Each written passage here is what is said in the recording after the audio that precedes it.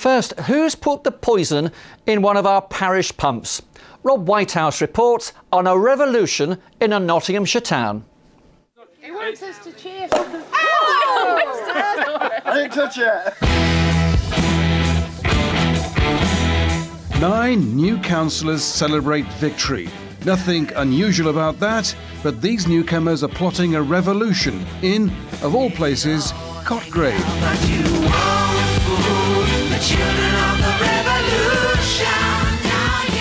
This former pit town, the colliery closed in 1993, is now run by a group of village shopkeepers, churchgoers and professionals who call themselves the Cotgrave Revolution. Even they are surprised. I am continually stunned that something like this has happened in a quiet place like Cotgrave. I can't actually believe we did it. But this revolution has not been a bloodless affair. If for one moment you thought parish council politics was always boring, uneventful, tedious, then you need to come to Cotgrave. How about this? Claims of bullying, intimidation, even computer hacking. And that's before the election campaign really got underway. There were 2 big contentious issues in this town: plans to build a housing estate on greenbelt land in the former pit site, plus a scheme to construct a large supermarket near the current shopping precinct. The council supported these moves. People who were vehement in their opposition to the council's decision were receiving letters from solicitors threatening them with injunctions. They were being banned from meetings. There was all sorts of, almost, I would call it, gagging. It all got pretty heated. I've been abused in this club, I've been abused outside the club, I've been abused in the local shops, I've had somebody spit at me. And if that's the way a proper campaign's going to be run, then I'm sorry, it's not right, not acceptable. He's been extremely unpleasant and rude when he's written to me.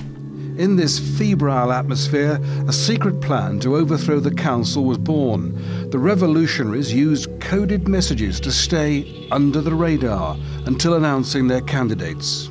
I suppose we did plot we just wanted a good run at this. We wanted a fair chance at it, and we didn't feel we would get it if the council were aware of what we were doing.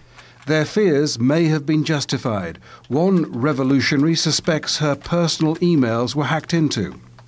Personally, I felt very invaded that somebody had actually gone into my private emails and found something to try and damage me during the election period. The police are investigating her claims. So, who stands accused of poisoning the parish pump politics of Cotgrave? Well, there's the unlikely-looking villain Anne Ellis, the town clerk, dubbed Cruella de Vil by the revolutionaries. Hacking, I wouldn't have a clue how to do that. I did receive a very upsetting email from one of the members of the group, and it said that basically one of the first tasks would be to get rid of Mrs. Anne Ellis. Or is Drew Wilkie, former chairman of the council, guilty of dirty tricks?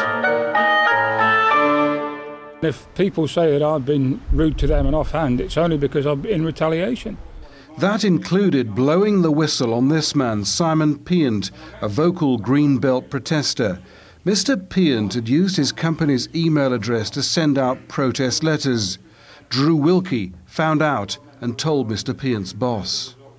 Do you think you overstepped the mark, though, by basically getting him into trouble with his... No, I think he overstepped the mark by doing what he did. I have been treated by the town council as a pariah. I've been banned from meetings, I've been banned from contacting them, I've been told that any of my emails to them will be deleted without being read, to the town clerk, that is, and frankly, it has made my life a misery. There's been a lot of bad blood in this quiet town, and the recriminations continue. And do you fear for your job now the new lot are in? I'm aware that they're not keen on me. I'll just leave it like that.